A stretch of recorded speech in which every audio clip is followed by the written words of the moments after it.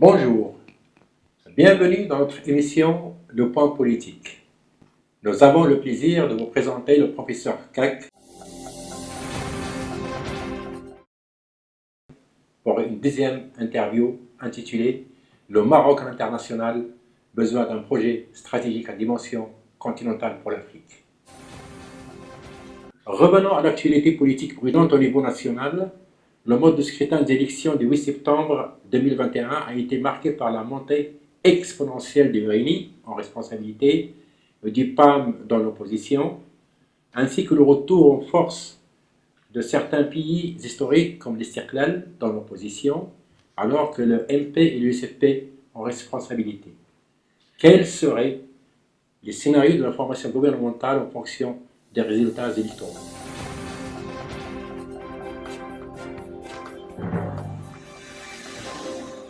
Alors, je dirais qu'il y a trois scénarios, il me semble. Le premier scénario, c'est le RNI avec 102 points, le pays 81, l'USFP 34 points. Ça fait 217. C'est une large majorité parce que la majorité au Maroc est à 197,5, disons 198, du chiffre qui est requis pour éviter des motions de censure.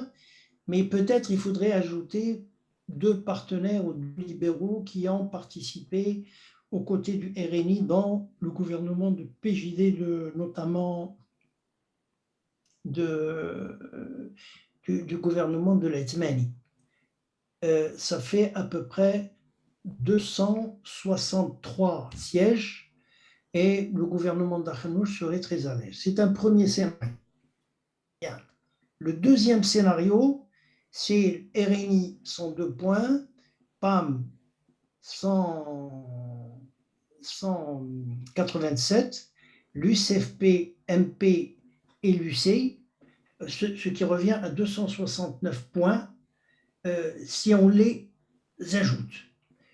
Et donc, l'USFP est considéré comme un parti historique, mais on a exclu le pays au bénéfice du PAM, et donc les petits partis, UC, etc.,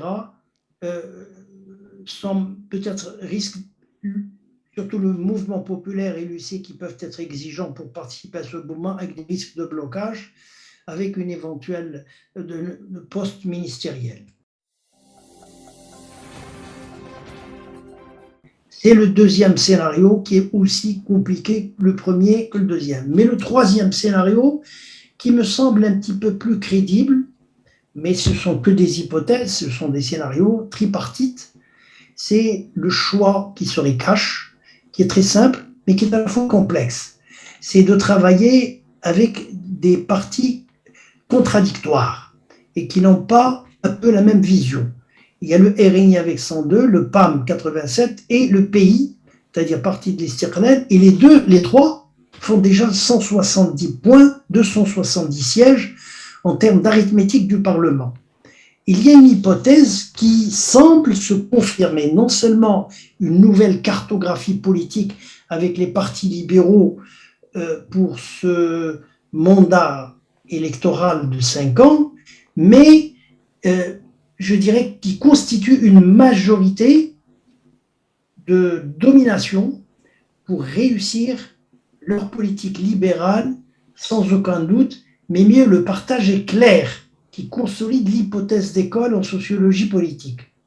Le chef du gouvernement est déjà connu depuis hier, c'est Akhnouch, du RNI, le PAM avec Abdellatif El Wahbi à la présidence de la Chambre des députés. C'est une éventualité. Le pays avec Nizar Barakat prendrait probablement la Chambre des conseillers. Ou l'inverse.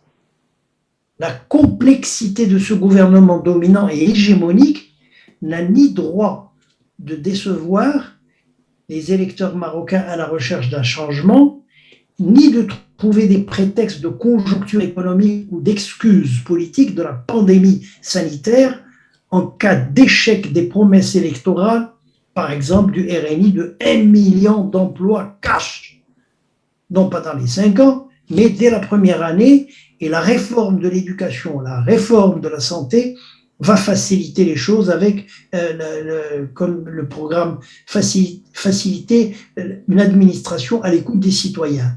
Alors le premier risque de ce trio, je dirais, politique, est de prendre des risques politiques, de ne pas honorer leurs promesses électorales regroupées dans, je dirais, le programme. Et le second risque est encore plus complexe, c'est que l'opposition est vidée d'un parti qui est capable de prendre et contenir la contestation sociale.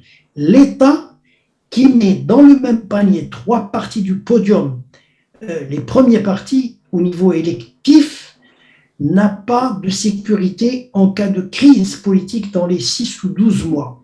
Si les promesses électorales ne sont pas tenues par les trois partis qui vont verrouiller probablement les présidences des deux parlements et se partager la présidence des collectivités régionales. Alors, à mon avis, la tendance vers le scénario 3, le tripartisme, parce que le RNI, qui est une grande maison des indépendants et libéraux, représente plus la légalité politique de l'État avec la société et la démocratie sociale que la légitimité d'un marché électoral ne peut accepter de cohabiter avec une combine du PAM qui cherche à la fois non pas une légalité, il est légal, mais une légitimité et une reconnaissance politique dans le gouvernement de Arnouch. Or, l'État a besoin d'une opposition très forte, telle que le PAM, qui a joué la roue de secours depuis les deux mandats de Benkiran et de Esmani, du PJD, et en cas où le gouvernement ne tient pas ses promesses dans un an, ne peut laisser le monopole de l'opposition exclusif au PJD et à l'UCFP. D'autre part, le PAM, avec son esprit d'opposition depuis 2009, a mené une grande cabale et trop peu diplomatique contre le patron du RNI. Quelques mois avant et durant la campagne électorale des élections, en l'accusant entre tous les noms d'oiseaux d'utiliser les moyens de l'État, des disponibilités humaines et matérielles du ministère de l'Agriculture, bref de l'État, l'utilisation de la fondation Joud, qui est une ONG parallèle politique ou annexe sociale jouant un rôle important dans la distribution des vivres durant le Ramadan, pour le compte du RNI, séduire par la faim et la récompense des dons de panier alimentaire sans des méthodes classiques utilisées par le PJD, le don n'est pas gratuit au sens religieux du terme, il est considéré comme un échange d'espoir pour les faveurs d'une élection orientée politiquement vers le RNI. Le secrétaire général du parti du PAM, Abdelatif Wehbi, a poussé le bouchon à son summum en affirmant par des vidéos qui circulent à travers le Maroc et les vidéos très, très vaniteux, assis déjà sur un trône d'assurance politique éjectable, qu'il n'accepterait jamais d'être ministre dans le gouvernement d'Arnouch qui est dirigé par le chef du gouvernement du RNI. Pire, et de mieux en mieux, et je cite, qu'il n'accepterait jamais d'être sous les ordres du chef du gouvernement Aziz Arnouch. Quelle modestie! Et l'histoire lui confirmera ou lui infirmera ses dires à l'emporte-pièce.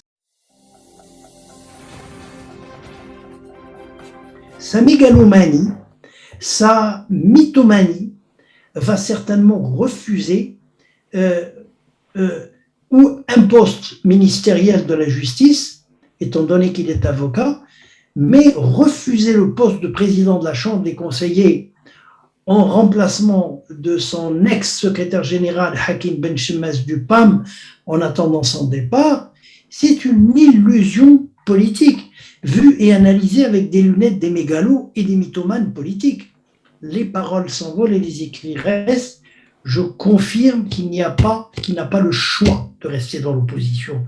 Le PAM est l'ADN de l'État Mrzen. Il est programmé pour participer au gouvernement, sinon il n'a plus raison d'être. Le PAM n'est pas programmé pour rester dans l'opposition. Quel intérêt pour l'État?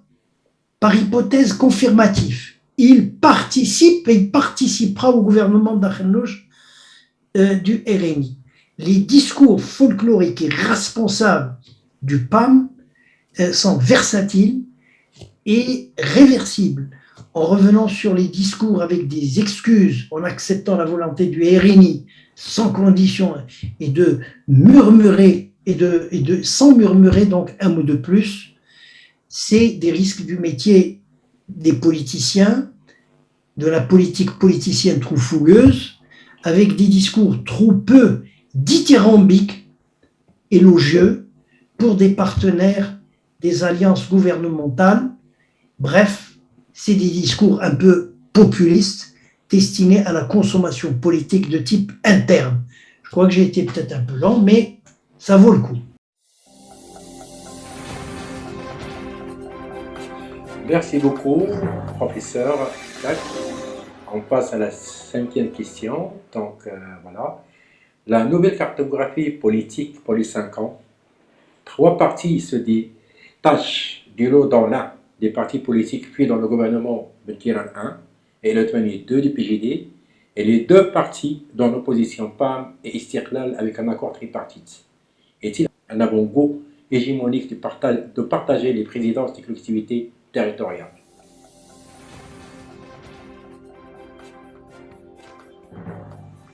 Vous avez parfaitement raison, car l'accord de principe entre les 3 partis sur le podium, le RNI, le PAM et le pays, des élections à la fois législatives, régionales et communales, confirme le scénario de l'hégémonie du partage des présidences des 12 collectivités régionales, avec un diviseur ou le quotient de 4 en vue de consolider les 4 présidences pour chacun des partis, et le verrouillage structurel et politique de pulvériser l'opposition déjà éclatée ou en feu d'artifice. À la ressemblance de cet accord de principe, dont j'ignore l'initiative de cette proposition louable, pour faire donc un blocus sur les mairies et sur les présidences de région, va confirmer l'hypothèse de ce 3e type de scénario que l'on vient donc de susciter et que l'on vient donc d'analyser, en l'occurrence la composition de la majorité gouvernementale avec les 270 élus parlementaires entre le RNI, le PAM et le pays.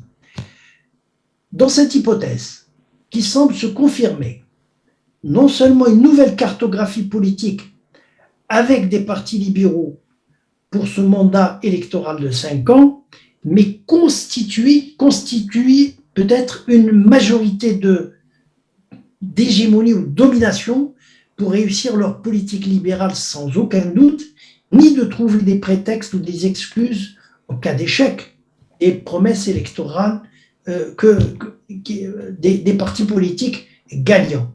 Mieux, au niveau des 200 de la maîtrise parlementaire des 270 sièges, les 3 partis dominants qui constituent les 3/4, je l'avais dit tout à l'heure, peuvent se constituer et sont en mesure juridiquement de changer ou de modifier non seulement l'article 173 de la Constitution, mais aussi les codes de partis politiques. Par exemple, j'ai parlé tout à l'heure des élections à 2 tours qui permettraient de distinguer la gauche de la droite et d'éviter de permettre aux citoyens d'avoir une visibilité politique avant d'aller voter. C'est un peu l'équivalent de ce qu'on pourrait appeler le quorum, équivalent du quorum suisse, où, parce qu'aujourd'hui, il n'y a plus de seuil électoral et il n'y a plus de caution, on n'avait pas de visibilité du tout. Mais aujourd'hui, on l'a. Et je dirais le pragmatisme d'Akhenouch, qui est un entrepreneur d'entreprise, n'a pas besoin de perdre du temps dans les négociations politiques pour des postes ministériels ou pour des postes de présidence de l'une des 2 chambres, avec l'UCFP ou avec le PPS, mais n'a pas de scrupules pour ses alliés, ni le mouvement populaire, ni l'UC et encore moins l'UCFP et le PPS qui sont plus exigeants. L'intérêt de la réussite de ce gouvernement, dont il a la charge, passe avant les susceptibilités politiques du libéralisme entre l'UC et le mouvement populaire, ou des sensibilités d'amitié des ex-collaborateurs ou des ex-collabos avec le PJD, tels que l'USFP et le PPS. Par contre, pour les gauchistes, le FGD et le PSU, il faut ajouter le FFD. Ces partis politiques minces, mannequins et filiformes en termes de poids au niveau du marché électoral ne sont pas en mesure de constituer un tronc commun qui va les unir dans l'opposition et incapables de travailler et d'évoluer sur ce qui les sépare en termes de passage de la lutte des classes vers la lutte des places. Parce qu'au Parlement, on peut modifier la société, mais sans état de droit, ça ne sert à rien d'avoir un parti qui est souvent ad vitam aeternam dans l'opposition. Ces partis intellectuels de gauche trop avancés, pour ne pas employer l'extrémisme politique, sont incapables de se regrouper, ni de faire progresser par la pédagogie politique vers un front commun, avec les tubercules politiques que nomme le feu Ali Atta, fondateur du PPS, avec une expression métaphorique extrêmement bien travaillée, pensée arabo-français, Hizbukul, disait-il, faisant allusion aux agro-expérimentations en laboratoire des herbicules, c'est-à-dire entre parenthèses, c'est des plantes racines qui se reproduisent à l'infini. De même que le feu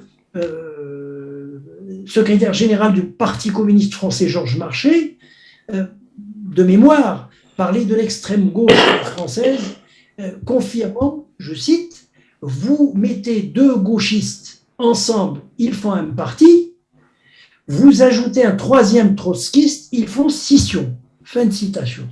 Leur rivalité byzantine et quasi entomologique de ces partis trop peu avancés qui, et c'est regrettable, sont inadaptés face à la mondialisation qui casse tout, qui détruit tout, phagocyte leur mode de raisonnement en les intégrant dans le logiciel de la loi du marché du capitalisme qui s'impose avec les critères du libéralisme ou de la social-démocratie, c'est-à-dire les fondements, les piliers, c'est la liberté totale, c'est la propriété privée, c'est la concurrence, c'est le partenariat, feu la planification à gauche, feu l'emploi, le plein emploi avec la Russie et la Chine, feu les idéologies socio-communistes et feu le centralisme démocratique et feu la personnalité du chef de l'État dans les pays socialistes. Pourtant, ces partis radicaux n'ont pas de gauche, mais sont des gauchers qui continuent à nous vendre la fraîcheur des paradis. Alors, cherchez le sexe des anges, des fleurs, le sexe des fruits sont connus dans le monde et en particulier de l'Europe du Sud, la France, l'Italie, l'Espagne et le Portugal. Ils sont donc incapables de se rassembler pour une vision commune de gauche, ce qui pour lesquels ils sont d'accord en politique, mais les partis de la gauche radicale ne sont pas en mesure de laisser leur division technique, leur clivage politique, leur rivalité égo-personnelle et à leurs enfants, comme disait Mao Tse-tung. La division s'accentue avec des grands écarts qui devient incapable de faire une opposition commune et une division de facto sans réconciliation entre le FGD et le PSU, moralité de à chacun son territoire durant ce type de mandat. À ce titre, les 7 partis en marge du gouvernement constituent une opposition plurielle, incapable de former une opposition forte, en bloc et commune. C'est une capitulation en rade-campagne des opposants. Par contre, le trio des gagnants, RNI, PAM et pays, sont, comme disait feu Philippe Séguin, qui était un Gaulien qui était ex-président de l'Assemblée nationale en France, je le cite, les partis politiques, à la fois du centre-gauche et du centre-droit, sont que des détaillants politiques qui se fournissent chez les grossistes d'idées d'opposition de gauche et de la droite. Fin de citation. C'est une très belle expression qui résume un peu ce qui se passe au Maroc. Par conséquent, si le fond de la démocratie commence à prendre forme avec l'alternance démocratique à la lettre, l'esprit, la culture politique, les profits des élus exceptionnels ne sont pas encore au rendez-vous au Maroc, et le Maroc n'a que le gouvernement, les députés, les profils des ministrables qu'il a choisis par voie des institutions à caractère démocratique. Voilà pour cette question. Merci beaucoup, professeur. Nous passons à la 7e question. Et je tiens vraiment à vous dire que ça a été vraiment très très intéressant toujours de vous avoir comme un invité d'honneur, surtout dans de pareilles circonstances et pour de tels débats. Et cette question-là, ça serait la fin, donc la question finale. En raison de la gestion du temps limité, quelle est votre conclusion pour cette deuxième partie de l'interview? Y a-t-il des risques d'échec éventuels du gouvernement d'Aziz Akhannouch?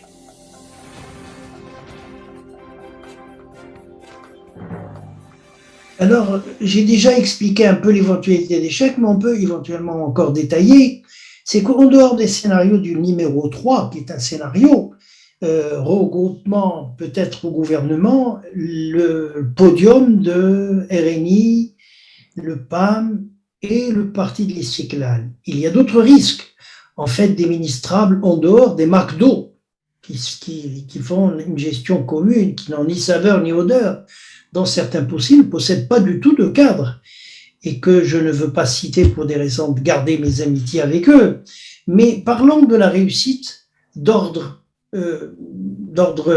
de l'échec du futur gouvernement, éventuellement, si le scénario de ces 3 se confirme, parce que nous ne parlons qu'avec des hypothèses dans le cadre d'une analyse de la sociologie politique et des relations inter-partis.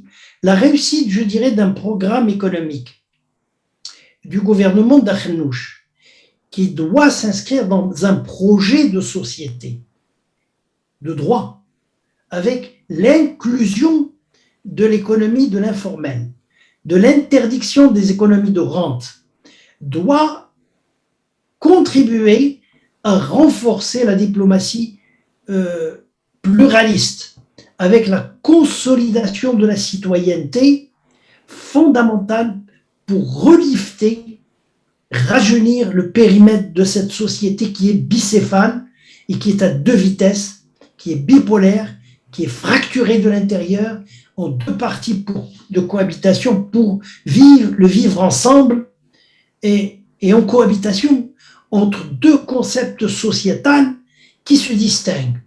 Et là, je ferai appel je dirais, au concept de Ferdinand Tony et Schmallenbach, c'est que le concept de communauté, qui est traditionnel, où l'on n'a pas le choix, on est né dans une religion, on est né dans une famille, on a des voisins, on a des parents et des enfants, on ne les choisit pas. Par contre, lorsque vous êtes dans un concept de constitution d'un projet de société, vous choisissez aujourd'hui le futur. Vous choisissez vos amis. vous choisissez l'idéologie, vous choisissez un parti auquel vous avez confiance. Ce n'est pas une donnée. Donc il y a une très grande différence entre le concept de la communauté qu'on appelle Ummah, où vous prenez argent comptant ce qui existe, et vous continuez sans remettre en cause ni la tradition, ni la traçabilité, ni la religion, mais il y a le concept de société qui fonctionne donc dans les collectivités locales, ici au Maroc, mais qui sont à deux vitesses. D'abord, le diagnostic de ces sociétés sociétales, bicéphales à deux vitesses, bloquées, hybrides, qui, pris dans leur propre piège des revenus intermédiaires, ne peut avoir un statut de pays émergent en raison de la croissance saturée en tenant compte du déficit du capital immatériel, l'absence d'une bonne gouvernance, c'est-à-dire l'éthique, la transparence économique dont on en avait parlé la dernière fois, le choix du casting politique des hommes choisis et présentés par les partis politiques crédibles. La justice sociale doit fonctionner avec une méritocratie et le choix de la disparité des régions, au moins le nivellement, et surtout la démocratie interne pour tous et la méritocratie pour chacun, la défaillance de la régionalisation sans effet, ni de résultats positifs à ce jour, et surtout la responsabilité des partis défaillants qui ont produit plus une société d'exclusion qu'une société d'inclusion, ont créé donc une société marocaine bicéphale, une société névrosée, une société où il y a une classe sociale selon la loi des 20-80 de la loi de Pareto. Alors, si nous prenons 80% de cette communauté traditionnelle, qui bénéficie exclusivement des politiques publiques, du service public de l'État. C'est l'éducation, c'est la santé, c'est le transport, c'est l'habitat, c'est l'agriculture et d'autres besoins dans le cadre de la société. Par contre, dans le concept de communauté, ce qui est important, c'est le lien de sang, s'ajoute le lien du voisinage et des ethnies, s'ajoute la notion de la localité, je dirais, communautaire, tribo-poly-endogamique. Le concept de la communauté va s'exprimer à travers des relations qui sont un marabout, qui est para-islamique ou soufiste, dans lequel il y a probablement l'éponyme d'un saint, voire d'une culture soufisme qui renforce ou qui interprète le texte, voire des combinaisons d'interprétation avec des doctrines religieuses des quatre écoles, et un système culturel opposé, sinon incompatible, va favoriser la formation de cette nouvelle communauté autour d'un marabout. Et aujourd'hui, qui produit la confrontation avec l'influence religieuse et les valeurs culturelles et locales et régionales sont extrêmement importantes. Et je dirais tout à l'heure que pour la majorité des 80%, il y a eu une espèce, je en parlerai tout à l'heure, un transfert de type psychanalytique en passant du marabout vers la ville où il y a un parti politique, où la majorité des gens, même au temps de Hélène Fassi, le secrétaire et le président du parti, et on l'appelait Shir, comme le Shir de celui qui tient donc une espèce de marabout ou de saint. Alors ce concept de la communauté traditionnelle, selon l'allemand Ferdinand Toni, est toujours organisé sur fond et forme d'une confrérie religieuse. Il est fondé sur la confiance, il est sur le lien de sang, sur le voisinage, sur l'aide et l'assistance matérielle et le partage de la foi islamique autour d'un marabout original avec des demandes et des demandes avec des valeurs culturelles sans identité de type administratif. L'instauration institutionnelle de la régionalisation, je dirais traditionnelle. Et pour faire un peu d'histoire et de géo, des régions de type administratif, lors du protectorat, le décret du 31 juillet 1913, autour de Casablanca, Chaouia, revu et corrigé en 1940 par les régions civiles, Rabat, Casa, Oujda, par les régions militaires, Fès, Meknès, Marrakech, Agadir, avec le Daïr du 2 décembre 1959, le Daïr de 1971, celui de 1996, jusqu'à l'actuel découpage administratif en 12 régions, 17 wilayas, 62 provinces, 13 préfectures qui ont été réalisées par le décret de la Constitution de 2009. Bref, ce que je voulais dire par là, c'est que l'instauration de la régionalisation progressive, qui n'est pas tombée de la dernière pluie, a permis donc ce transfert psychanalytique au sens freudien du terme de la notion de concept de communauté tribale vers une régionalisation avancée qui combine les zones rurales et les zones urbaines et donnant un concept sociologique que l'on appelle aujourd'hui, mais ce que les gens ne savent pas, c'est les collectivités régionales ou territoriales pour que la zone urbaine puisse tirer vers le haut la région des zones rurales. Par contre, le transfert psychologique des marabouts, des ruraux, de leurs vivants, saints de leurs vivants, que l'on appelle les chirs, et parfois des mqaddam, vont être renforcés, remplacés par des partis politiques, des villes et des campagnes et des communautés croyantes, des ruraux de la périphérie ou des récemment urbanisés qui n'ont pas encore perdu la culture de la ruralité, va s'installer dans les nouvelles, je dirais, collectivités régionales ou territoriales. Alors, je pense pour cette première question, c'est important, mais si vous voulez que je continue sur les vins, la théorie les 20% de la société élitaire, selon la théorie de Picardo, si je ne suis pas trop lent.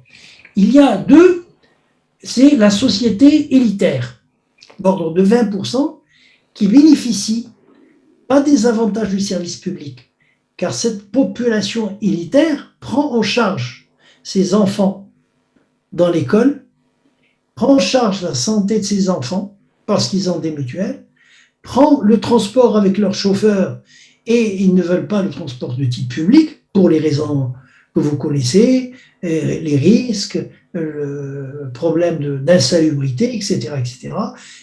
Le problème de l'habitat, ils sont loin de la ville, ils habitent un peu dans le pourtour ou loin de l'ensemble des villes, et il n'y a pas de problème d'alimentation pour eux, c'est une alimentation bio qui sont choisis. Ce qui veut dire que les politiques publiques ne sont pas faites pour eux. Eux, ils sont pris en charge. Et on ne défalque pas les impôts pour leurs enfants parce qu'il y a un secteur parallèle qu'on appelle l'éducation du secteur privé qui fonctionne, qui concurrence le public, mais malheureusement, elle fonctionne avec les professeurs du public. Donc il y a un problème de gestion, il y a un problème de leadership, il y a un problème de direction. Et à la différence de ce concept, je dirais, de société, qui réunit le pays pour le développement de la citoyenneté. Le concept de communauté, donc qui est un lien de sang, qui est du népotisme, qui est le partage spirituel des marabouts religieux, la société, l'économie et la communauté qui vivent les uns à côté de l'autre, à chacun son territoire, n'ayant aucun lien réel avec les villes et les métropoles, cohabitent ensemble, où chacun est pour soi et Dieu pour tous, dans un état de tension vis-à-vis des autres. Quelles recommandations pour attraper les choses? Eh bien, il y a un projet de régionalisation qui consolide les solidarités de proximité. Donc, dans un des parties, on a bénéficié, c'est le voisinage, c'est l'échange des services, c'est l'aide et l'assistance toute l'année, et en particulier pendant les fêtes et les Eid Kibir et le Ramadan et le vendredi. Et il y a le savoir-vivre avec les normes culturelles, voire ethniques de la région. Vient en complément de la solidarité familiale des confréries religieuses, où l'on retrouve un peu le proverbe, de nombreux proverbes contradictoire du modèle de vie. Et Hossein Slaoui, déjà en 1934, quand vous écoutez un peu ces chansons, il commence à Ahdi Ras Kaflan les Fouzoubou Kouman. Donc, les khaf men shret ou men l'qannab, ti khaf men l'hbel ou men l'qannab selon les régions. Je traduis en français, quand quelqu'un se fait piquer par un serpent, il a peur d'une ficelle tressée. Les phrases jmel, phrases jmala. الديب كدوز عليه غير مرة et la contradiction dans la campagne راه خالك وعمك وخوك هما اللي لصق فيهم وغادي يديروا فيك الخير راه في عائلتك ما تدوزكش. Et quand vous rentrez dans la ville et les gens disent attention راه خالك يخليك عمك يعميك وخالك وخوك يخويك. Donc, finalement, vous ne savez pas où vous allez vous situer. Vous n'avez plus de point de repère. Et donc, les Marocains ont perdu la confiance et ils préfèrent avoir l'abstentionnisme pour être tranquilles, car ils se disent, finalement, ma voix ne compte pas, c'est du beurre. De toutes les façons, tout est programmé pour avoir telle ou telle personne. Donc, il y a une attention très particulière porté sur les initiatives des collectivités régionales qui s'appuient aujourd'hui sur la numérisation de la société, sur les 12 territoires du Maroc, sur fond des réseaux sociaux de proximité de voisinage. Il y a l'union, il y a la coordination, il y a les parents d'élèves, il y a des fédérations d'éducation, il y a une jeunesse, il y a une famille. Et c'est comme ça que le Maroc donc, peut évoluer à travers donc, des régions.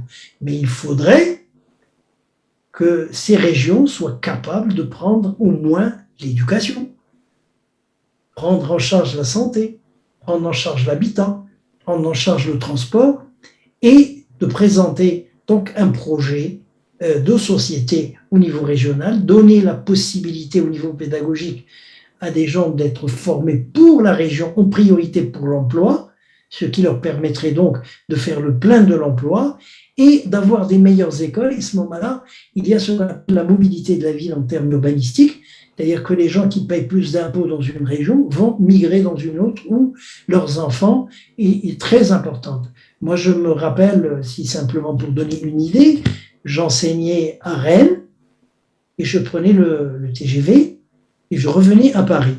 Et j'allais une fois par semaine et j'étais dans une université où j'enseignais donc l'économie agricole et l'organisation pour des ingénieurs. Et je me suis rendu compte que l'université a fait une condition sine qua non. Elle me disait, on vous prend pendant 6 mois, renouvelable pour 3 ans, 4 ans, si vous préférez, et à ce moment-là, ça sera définitif, mais à condition que vous habitez à Rennes, en Bretagne. Pourquoi ? Il faudrait que la région bénéficie de vous. On n'a pas l'intention de prendre quelqu'un de Paris qui fait la navette et qui vient donner son cours, prendre un repas et revenir. Il faudrait que la ville bénéficie de vous. Voilà donc comment la ville impose ce type de rythme, la priorité à des gens qui travaillent. Et finalement, j'avais formé quelqu'un qui habitait en Bretagne pour lâcher le poste parce que c'était difficile de faire changer la vie à mes enfants qui étaient à Paris, de revenir à Rennes, qui était donc très loin, avec la pluie, enfin vous connaissez la Bretagne. Voilà donc un petit peu l'exemple, c'est en Europe que la citoyenneté des réseaux, la proximité des territoires, la problématique de citoyenneté sociétale, qui va combiner le concept, je dirais, de société et le concept de la communauté dans le cadre de la régionalisation, aujourd'hui avec de nouvelles sociétés numériques de façon globale, avec l'ensemble des 12 régions. Voilà ce que je voulais à peu près dire comme conclusion sur la régionalisation. Alors on a besoin de quoi ? On a besoin d'hommes, on a besoin d'intellectuels, on a besoin d'un visionnaire, on a besoin non pas des praticiens qui va venir pour apprendre, il faut qu'il arrive avec un projet, de le vérifier. Et il y a le GAR, ce qu'on appelle la gestion axée sur les résultats Et je vous remercie, j'ai été peut-être un petit peu trop long dans cette question. Ben, je vous remercie beaucoup à mon tour et nous espérons vous avoir pour un deuxième débat.